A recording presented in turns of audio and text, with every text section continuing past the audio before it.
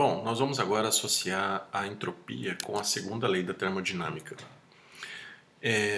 Vamos começar a associar isso com a segunda lei, mas depois a gente vai estender esse conceito e associar a ideia, né, dessa variável de estado da entropia para uma série de outras relações, principalmente isso lidando com a ideia de informação e ordem dentro de um sistema.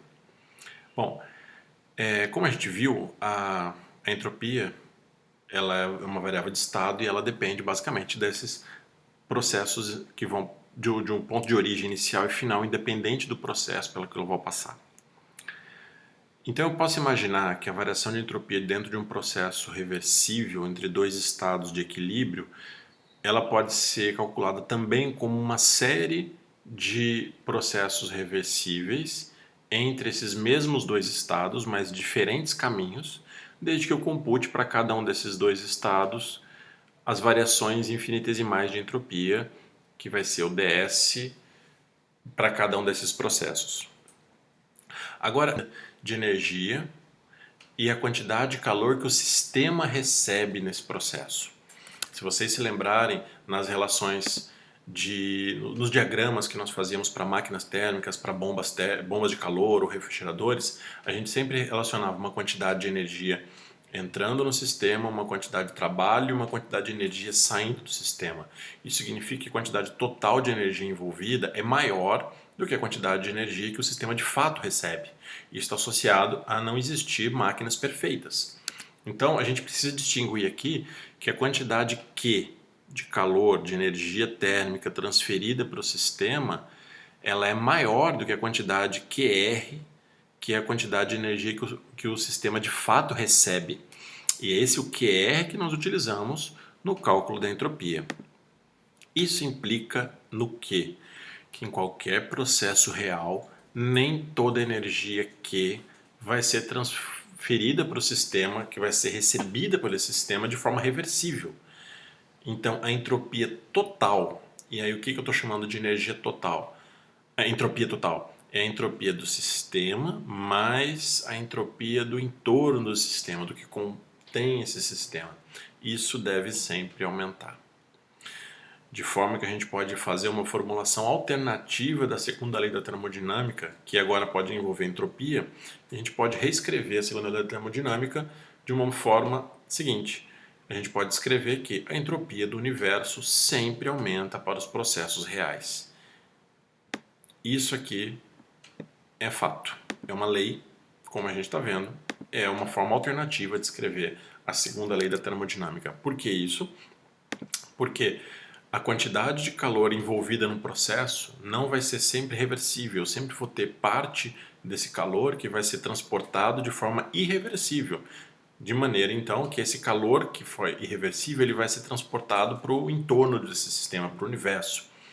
E a soma dessas quantidades faz com que a gente tenha um aumento da entropia, se eu for considerar a entropia do sistema mais a entropia do entorno. Essa variação de entropia sempre aumenta. Vamos fazer um exemplo aqui em um determinado processo. Um exemplo super simples, que é um sólido derretendo.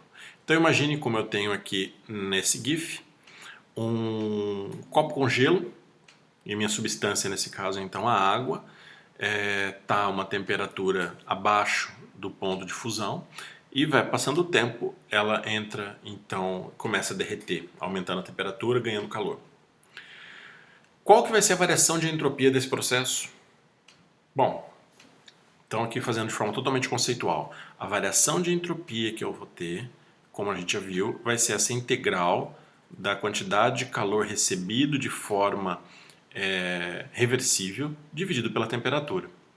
Como esse processo ele acontece a uma temperatura constante, né? Então estou fazendo um latente de fusão que ocorre a uma temperatura fixa, é um processo isotérmico.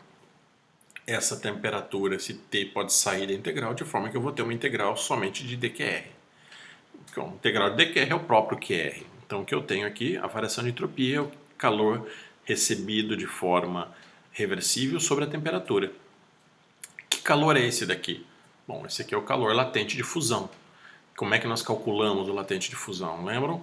é o latente de fusão vezes a variação da massa que está sendo transportada de uma temperatura para outra, nesse caso que está fundindo.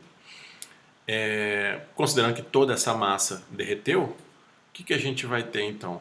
Que a variação de entropia vai ser dada por latente de fusão vezes a massa vezes a temperatura. Notem que temperatura em escala Kelvin, então nós temos grandezas positivas envolvidas aqui, de forma que a variação da entropia vai ser positivo, que nós temos aqui nesse lado direito, esse termo direito da equação, ele é positivo. Eu posso então, analisar isso da seguinte forma, que um processo simples como o derretimento de um cubo de gelo leva ao aumento da entropia. Esse aumento da entropia, eu também posso enxergar isso como uma mudança de um estado mais ordenado para um estado menos ordenado. O que são esses estados ordenados? Imagine que eu tenho então um sólido composto por água, moléculas de água. Quando ela está nesse estado sólido, as moléculas de água elas estão numa posição definida. Ela pode ter a velocidade dela bem determinada, zero, ela nunca se movendo, ela está presa dentro de uma estrutura. Eu tenho essas posições muito bem definidas dentro da minha estrutura do gelo. Agora, quando eu tenho a água já no estado líquido, eu não tenho definição das posições, as velocidades elas são... Eu tenho uma distribuição de velocidades, eu não tenho velocidades constantes, eu tenho uma molécula indo para um lado, eu tenho uma molécula indo para outro, eu tenho um processo de convecção que acontece ali. Então, eu tenho um estado muito mais desordenado dessas moléculas do que quando eu tenho a água no estado sólido. Então, a gente pode enxergar a entropia também como uma forma de medir a ordem ou a desordem do sistema. E aumentar a entropia significa, então, que nós estamos aumentando a desordem do sistema. Como a gente viu, uma forma alternativa de escrever a segunda lei da termodinâmica é que a variação de entropia, considerando o sistema mais o universo, sempre aumenta. Então, uma forma alternativa de escrever isso é que a gente sempre vai ter um aumento da desordem desses sistemas. Vamos ver aqui, numa relação, como a gente estava descrevendo isso, enxergando e agora compreendendo o conceito de macro e microestado desse sistema. E a gente vai aprofundar essa conceituação de ordem e desordem na próxima aula. Mas o que é então um microestado? O microestado é uma configuração do sistema onde eu vou ter características individuais dos constituintes individuais do sistema. Então, como exemplo, os vetores de velocidade para cada molécula do ar que está nessa sala, elas se referem então ao microestado naquele momento, onde cada molécula de ar vai ter uma posição definida, um vetor definido de velocidade. Agora, o que acontece? Eu tenho, passado algum tempo, esse estado modifica, esse microestado modifica, fazendo com que agora as moléculas com os vetores de velocidade estão em outras posições, porque a molécula se chocou com a parede, retornou para o outro lado. A mesma coisa ocorre com as posições que estão se movendo o tempo todo. Agora, esses microestados caracterizam um macroestado. E o que é um macroestado termodinâmico? O macroestado é uma descrição das condições de um ponto de vista macroscópico agora. Então, no sistema termodinâmico, os macroestados são caracterizados pelas variáveis macroscópicas, densidade, pressão e temperatura, por exemplo. Então, voltando ao nosso exemplo, o macroestado que caracteriza as moléculas de ar que compõem essa sala não mudou de um momento para o outro. Basicamente, ele continua na mesma pressão, na mesma temperatura. Mas o microestado mudou. Então eu posso ter diferentes microestados associados a um mesmo macroestado. Ou seja, um macroestado, que é uma característica macroscópica, eu tenho infinitas possibilidades de microestados que vão ter o mesmo resultado. Vamos ver um exemplo aqui, para ficar um pouco mais claro, com uma questão como se eu estivesse jogando um dado. Então digamos que eu vou fazer a seguinte coisa. Eu vou jogar um par de dados e eu quero obter a soma 4 desse par de dados. O meu macroestado é o resultado 4. E o microestado é a condição de cada um dos dados. Bom, para um único resultado 4, quais são os possíveis resultados de microestados, ou seja, caracterizados por cada um desses dados?